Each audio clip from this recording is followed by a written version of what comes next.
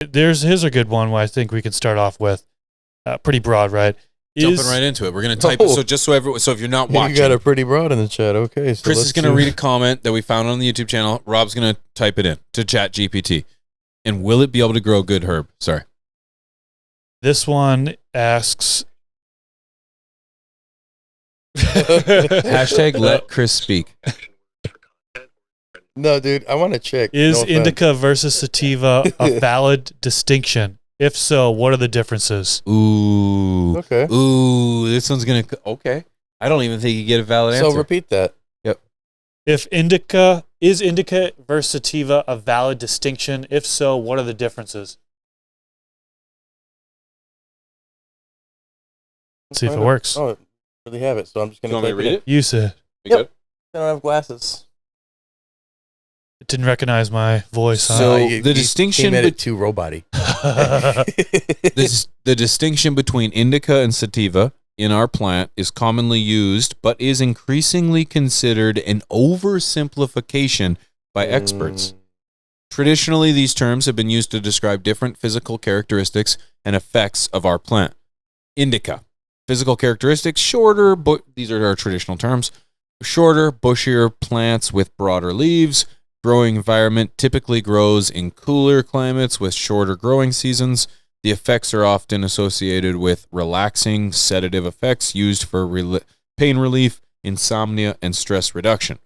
Sativa, of course, it's going to break down kind of the generic definitions. Okay. Sativa, physical characteristics being taller plants with thinner leaves.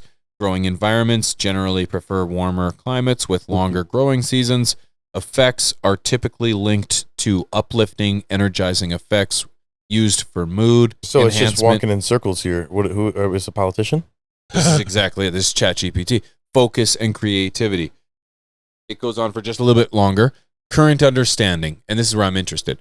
Modern research suggests that the indica versus sativa distinction is not as clear-cut as once thought. Mm-hmm. This is interesting because I feel like this is ahead of its time. I'll continue.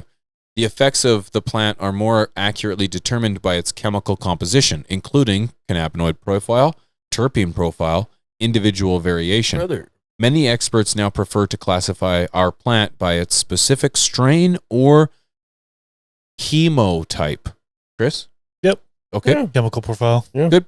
Rather than relying solely on the indica versus sativa dichotomy. Hybrid strains, which combine characteristics of both sativa and indica, are also very common and add familiar complexity to the classification. I think that's exciting. I understood everything but one word in there, as I'm sure you can understand. And the thing is that if Chris understands it, I understand it too. But I digress. I think it's exciting that it actually dives into indica and sativa to a sense where I think the growers are having this conversation too. Indica to sativa in the traditional terms being that those stereotypical characteristics, I think, are weak. Having the idea that now, with everything being so hybrid, we're losing those characteristics is a good touch. Because which ChatGPT are you using? The most current. So it is using the most current.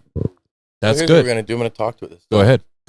This FTS clip was brought to you by AC Infinity, leaders in garden innovation. Use discount code TheStash15 at checkout to save some money on your order. From the Stash Podcast.